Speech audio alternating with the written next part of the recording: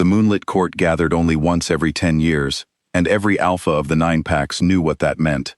It meant old debts were paid, old promises were tested, and old wounds were opened for everyone to see.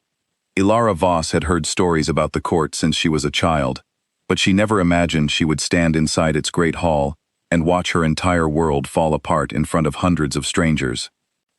She walked in beside Draven Ashcroft, the Alpha King she had loved for 3 years, the man she had bonded with in a quiet ceremony, under a summer moon, when no one else was watching. Back then, he had held her hands and promised that nothing in this world could break what they shared. She had believed him completely. She still believed him, even now, even as they crossed the marble floor together, and hundreds of eyes turned to watch the king and his mate arrive. She did not know that his advisors had spent the last 6 months whispering in his ear. She did not know that behind closed doors, men she had never met had been telling Draven that a mate from a minor pack line was not enough for a king with his ambitions. She did not know that somewhere in the shadows of his court, a decision had already been made. Ilara only knew that Draven had grown quieter over the past few weeks. His eyes did not find hers across the room, the way they used to. His hand did not reach for hers without thinking. She told herself it was the pressure of the coming court, the weight of representing his pack among rivals and allies alike. She told herself that once this gathering was over, he would return to the man she had fallen in love with. She was wrong. The great hall of the moonlit court was built from pale stone that seemed to glow under the light of 100 candles. Long tables stretched along both sides, filled with alphas and their families, their advisors, their warriors. At the head of the hall stood a raised platform where the 9 kings would speak when it was time for formal matters. Ilara had stood beside Draven on that platform before, during smaller gatherings, and she expected tonight to be no different. She was wrong about that too. The evening began well enough. There was music and food, and the low hum of conversation that filled every great hall on nights like this. Ilara spoke with a few of the visiting alphas she recognized, exchanged polite words with pack leaders she had met at previous gatherings. She noticed Cale Thornwood early in the evening, seated near the far end of the hall, with his own advisors around him. He was the ruler of a powerful northern pack, a king known for his fairness as much as his strength. She had met him only once before, years ago, before her bond with Draven had even formed. She remembered that meeting only vaguely, a handshake, and a few kind words at a gathering long past. Tonight, though, she noticed something different. Cale's eyes found hers more than once across the crowded hall, and each time, he did not look away quickly, the way most strangers would. There was something steady in his gaze, something that made her wonder for a brief moment if he remembered their first meeting the way she barely did. She dismissed the thought. She had a mate. She had a king beside her. Whatever Cale Thornwood's eyes were saying, it did not matter. Then Draven stood. The hall quieted, as it always did when a king rose to speak. Ilara expected him to greet the gathered alphas, perhaps to speak of alliances, or trade, or the small matters that filled these court nights. Instead, Draven turned toward her, and something in his face made her stomach twist before he said a single word. "There is a matter I must settle before this court," he said, his voice carrying easily across the silent hall. "A matter of the heart, and of the crown." Ilara felt every eye in the room shift toward her. She wanted to reach for Draven's hand, wanted to ask him quietly what he meant, but something told her to stay still, to wait, to hope this was not what it seemed to be. 3 years ago, I bonded with Ilara Voss, Draven continued. It was a bond formed in private, without the blessing of this court, without the counsel of my advisors. I have come to understand that a king's bond is not his own to give freely. It belongs to his pack, to his people, to the future of his kingdom. Ilara's heart began to pound so loudly, she was certain the entire hall could hear it. She opened her mouth to speak, but no words came. "Before this court, and before the 9 packs, Draven said, his voice steady in a way that felt like a blade, I renounce my bond to Ilara Voss. The words landed like a physical blow. Ilara felt the bond between them, the invisible thread that had connected her heart to his for 3 years, tear apart inside her chest. It was not a gentle unraveling, it was sudden and sharp, like something being ripped out by force. She staggered slightly, one hand flying to her chest, as though she could hold the pieces of herself together. Gasps rippled through the hall. Whispers rose from every table. Somewhere behind her, she heard a woman murmur about the shame of it, the disgrace of breaking a bond in front of the entire court, instead of quietly, privately, with some measure of dignity. Ilara barely heard any of it.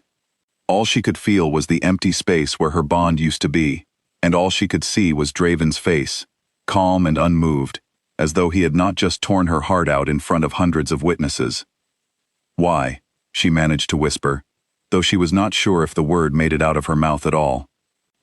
Draven did not answer her. He turned instead to address the court, speaking of alliances and strategic marriages, of a union that would strengthen his kingdom in ways a bond to a minor pack's daughter never could. Ilara heard none of the details. She only heard the sound of her own heartbeat, unsteady and hollow, as she stood alone on a floor that suddenly felt like it might give way beneath her. She did not know how long she stood there, frozen, humiliated, abandoned in front of everyone who mattered in the 9 packs. It might have been seconds. It might have been minutes. Time seemed to have stopped working the way it was supposed to. Then she heard footsteps. They were steady, unhurried, but they carried a weight that made the entire hall fall silent again. Ilara looked up to see Cale Thornwood walking toward the center of the room, his eyes fixed not on Draven, but on her. He stopped a few feet away and turned to face the gathered alphas, and when he spoke, his voice was calm, but carried an edge of quiet fury that Ilara had not expected. "I have watched kings make many decisions tonight," Cale said. "Some wise, some foolish, but I have never watched a king discard something of true value in front of the very court that should have taught him to recognize it." Draven's expression shifted, confusion and anger flickering across his face. "This is not your matter to involve yourself in, Thornwood." "It became my matter," Cale said, "the moment you chose to make it a spectacle rather than a private grief." He turned then, fully, to face Ilara. His eyes softened slightly as they met hers, though his voice remained steady enough for the whole hall to hear. "I do not know what future your king imagined for his kingdom tonight, but I know what I see standing in front of me, a woman who deserved better than public humiliation, and who deserves to know her worth was never in question." Ilara's breath caught. She did not understand what was happening, not fully, not yet. But something in Cale's steady presence beside her felt like solid ground after a floor that had just collapsed. "I claim no ownership over you," Cale said, his words careful, deliberate, meant for her ears as much as for the court's. "But I offer you my protection and my alliance before this entire gathering, so that no one here mistakes what happened tonight for a judgment of your worth. It was only ever a judgment of his character." A murmur swept through the hall again, sharper this time, filled with the kind of shock that comes when the balance of power shifts in an instant. Alphas at every table leaned toward their advisors, whispering rapidly about what this meant, about which alliances might now crumble and which might now form.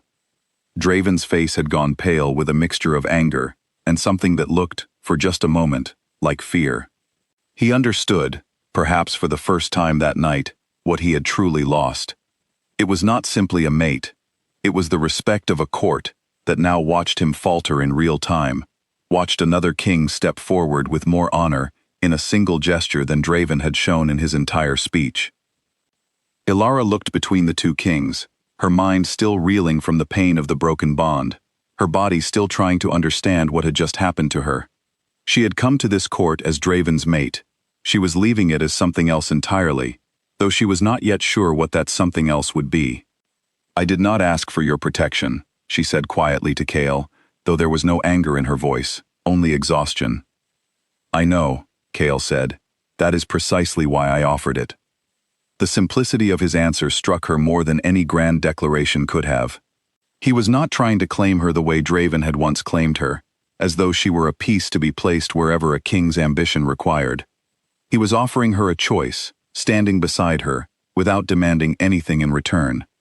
The court remained silent, waiting to see what she would do. Ilara felt the weight of every eye in the hall, felt the humiliation of the broken bond still raw beneath her skin, but she also felt something else, something that had not been present in her chest for weeks before tonight. She felt seen. She turned to look at Draven one last time. He was still standing on the platform, surrounded by advisors who had likely spent months building toward this very moment, and yet he looked smaller now than she had ever seen him. Whatever he had hoped to gain from tonight's display, he had not accounted for the cost of doing it in front of an audience that would remember every second of his cruelty. "You could have told me privately," Alara said, her voice finally steady. "You could have given me that much respect at least." Draven said nothing. There was nothing left for him to say that would undo what the entire court had witnessed. Alara turned away from him and looked instead at Kael, who waited patiently, offering no pressure, no expectation, only the quiet steadiness of a king who understood that some wounds needed time before they could be addressed.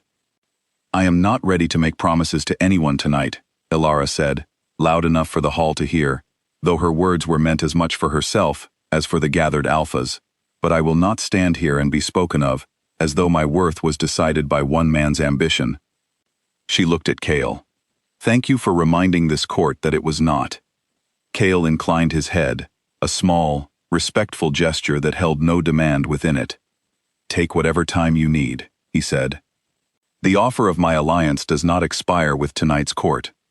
Alara walked from the hall with her head held high, leaving behind the wreckage of a bond that had once meant everything to her, and the whispers of a court that would talk about this night for years to come.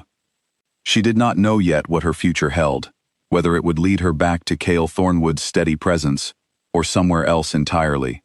But for the first time since Draven's voice had shattered her world in front of hundreds of witnesses, she felt something close to hope. She had walked into the moonlit court as a king's mate, discarded in public for the sake of ambition. She walked out as herself, unclaimed by anyone but her own decision, and stronger for having survived a night that was meant to break her. Behind her, the great hall buzzed with the sound of a court already reshaping itself around the events of the evening, alliances shifting, reputations rising and falling with every whispered conversation. But Alara did not look back. Whatever came next, she intended to choose it for herself.